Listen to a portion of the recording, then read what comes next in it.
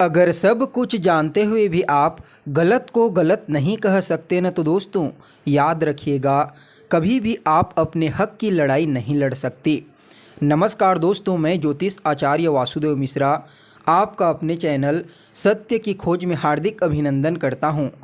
दोस्तों, आज का यह ज्योतिष का कार्यक्रम आप लोगों के लिए, हाँ जी, कर्क राशि वालों के लिए बेहद ही ज़्यादा खास और विशेष रहने वाला है।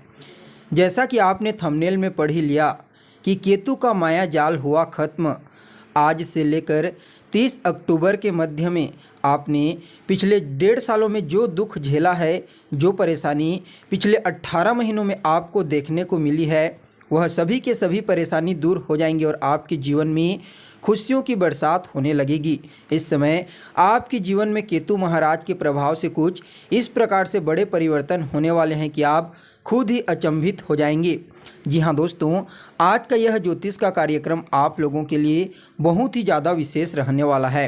अगर आप इस कार्यक्रम को अंत तक देखते हैं तो आपको यह बात स्पष्ट रूप से मालूम हो जाएगी कि ग्रहों का गोचर मनुष्य के जीवन के ऊपर 100% पड़ता है और ग्रहों के गोचर के आधार पर ही मनुष्य अपने जीवन में सब कुछ कर पाता है। दोस्तों, यह जो ज्योतिष का कार्यक्रम है, यह आपकी जन्म की राशि चंद्र राशि पर आधारित है। अगर आपको अपनी जन्म की राशि मालूम नहीं है तो आप इसे अपनी प्रचलित नाम राशि के आधार पर भी समझ सकते हैं।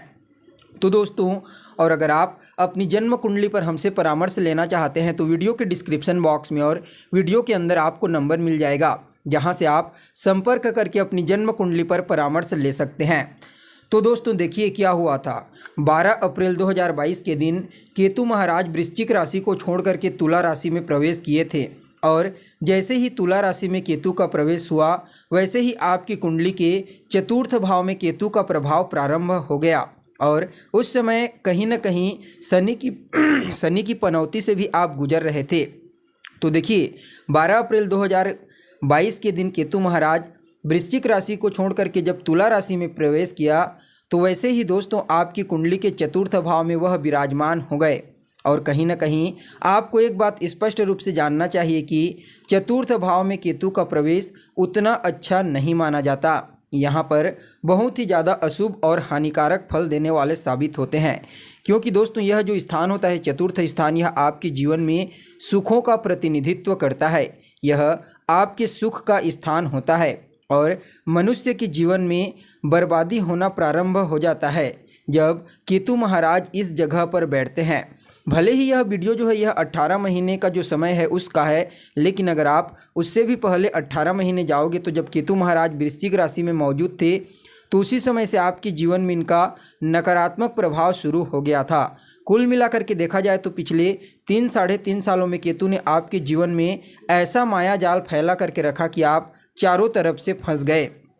तो दोस्तों, जैसे ही केतु महाराज तुला राशि में प्रवेश किए तो और जो तुला राशि होती है वह काल पुरुष की कुंडली के सप्तम भाव की राशि होती है, जस्ट आपके मस्तिष्क के सामने का भाव। और इस राशि में जो 3 नक्षत्र आते हैं वह मंगल, राहु और गुरु के नक्षत्र होते हैं। तो ऐसे में दोस्तों मंगल के घर में राहु और गुरु का चांडाल योग आपको अपने जीवन में पिछले कुछ महीनों से देखने को मिल रहा है।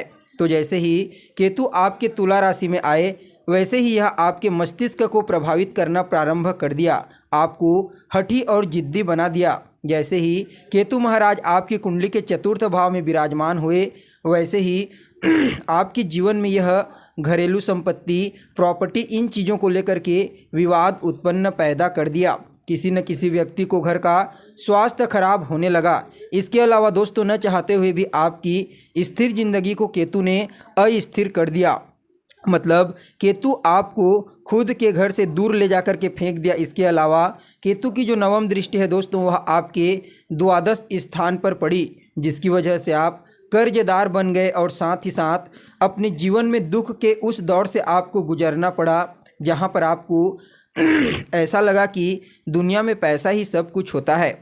केतु ने आपके दिमाग में कुछ इस प्रकार से हलचल पैदा कर दिया कि आप अपने परिवार वालों से भी उग्रता और क्रोध वाला व्यवहार करने लगे।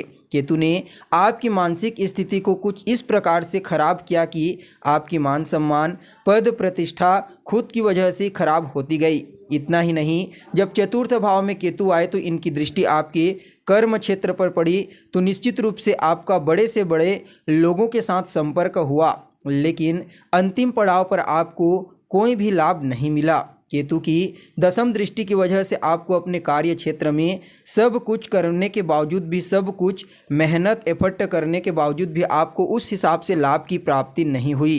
पूरी ईमानदारी के साथ आप कार्य करते रहे, लेकिन फिर भी आपके ऊपर गलत आरोप लगते रहे और गलत आरोप लगा करके आपको नौकरी से निकाल दिया गया। इसके साथ ही आपके बॉस भी आपकी अच्छाई को दबाने का प्रयास किए। जब आपका कार्य क्षेत्र पूरी तरीके से प्रभावित हुआ तो इससे आपकी मानसिक स्थिति भी खराब हो गई। उस कंडीशन में आपका रिश्ता भी धीरे धीरे करके खराब होने लगा, चाहे वह दाम्पत्य का रिश्ता हो या फिर पारिवारिक रिश्ता। इसके अलावा ससुराल पक्ष से भी मतभेद की स्थिति बन गई, कर्जदार बन गए, केस मुकदमा न जाने बिना मतलब के किस लेवल पर आपके ऊपर फंसते चले गए। इस समय यही कारण रहा दोस्तों कि इस समय आप अपने परिवार और समाज से कट कट कर रहने लगे। लेकिन दोस्तों अब समय बदल चुका है। जी हाँ दोस्तों, अब आपके जीवन में आज से लेकर के 30 अक्टूबर के मध्य में केतु महाराज बिल्कुल कमज़ोर हो चुके हैं, 2 डिग्री के हो चुके हैं। और जब भी कोई ग्रह विषम राशि में 0 से लेकर के 6 डिग्री के मध्य में रहता है तो वह काफ़ी कमज़ोर और प्रभावहीन हो जाता है। उसके पास प्रभाव देने की क्षमता बिल्कुल नगण्य रहती है। ठीक इसी प्रकार से दोस्तों केतु महाराज की स्थिति हो चुकी है। आज से लेकर के 30 अक्टूबर के मध्य में आपके जीवन में जो भी नेगेटिव फैक्टर चल रही थी वह धीरे धीरे करके अब शांत होनी प्रारंभ हो जाएगी।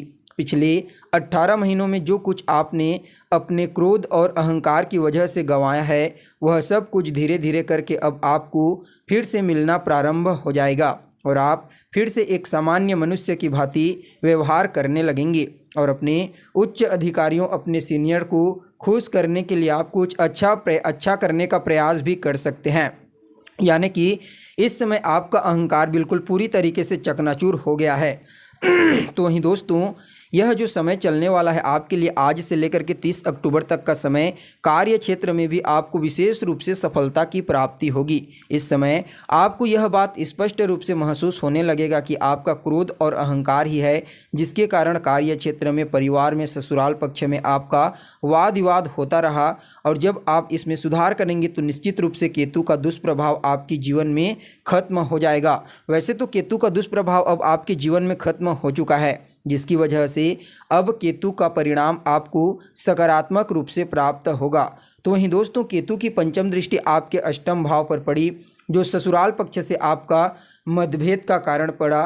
व्यर्थ के गलत के संबंधों में जाकर के आपने कई परेशानी खड़ी कर दी। इन सभी चीज़ों से अब बचना चालू कर देंगे।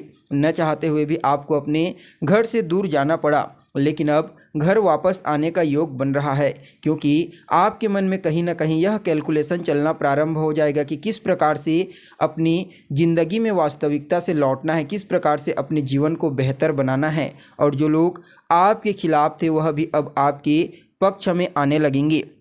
साथ ही दोस्तों आपकी सामाजिक ख्याति जो तार तार हुई थी, जो आपको बदनाम किया गया था, अब वह फिर से आपको मान सम्मान के रूप में प्राप्त होने वाला है। कर्म क्षेत्र में इस समय आपको कई बड़े बड़े लाभ के अवसर प्राप्त होंगे। इसके अलावा दोस्तों आपके चतुर्थ भाव में जब केतु महाराज विराजमान हुए तो यह अपने नवम दृष्टि आपके द्वादश स्थान पर डाले, जिसकी वजह से व्यर्थ का लोन आपने लिया, कर्ज लिया और पिछले 2 साल से आप उसी के कारण परेशान हैं।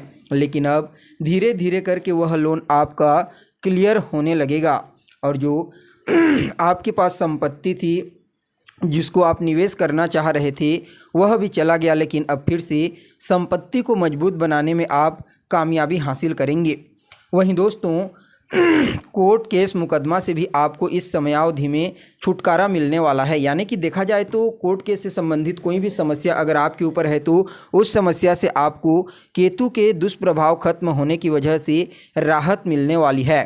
और पिछले 18 महीनों में जो भी समस्या आपको अपने ससुराल पक्ष से हुई उससे भी अब आपको राहत मिलेगी। यानी कि कुल मिलाकर के देखा जाए तो पिछले 18 महीनों में 1.5 साल में आपने जो कुछ भी खोया है केतु महाराज के दुष्प्रभाव की वजह से, वह सब कुछ अब आपको आज से लेकर के 30 अक्टूबर के मध्य में धीरे धीरे करके मिलनी प्रारंभ हो जाएगी। जी हाँ दोस्तों, चाहे वह सामाजिक संबंध हो, पारिवारिक संबंध हो, दाम्पत्य संबंध हो, सब कुछ बेहतर होना प्रारंभ हो जाएगा। लेकिन फिर भी इसके प्रभाव को बेहतर बनाने के लिए कुछ उपाय आपको अवश्य करना चाहिए। तो दोस्तों, नियमित रूप से केतु के बीज मंत्र ओम केम केतुए नमः इसका रोजाना 108 बार सूर्यास्त के पश्चात जाप करें और शनिवार और मंगलवार के दिन कुत्ते को रोटी खिलाने का प्रयास करें। इससे केतु का प्रभाव आपके लिए सकारात्मक साबित होगा।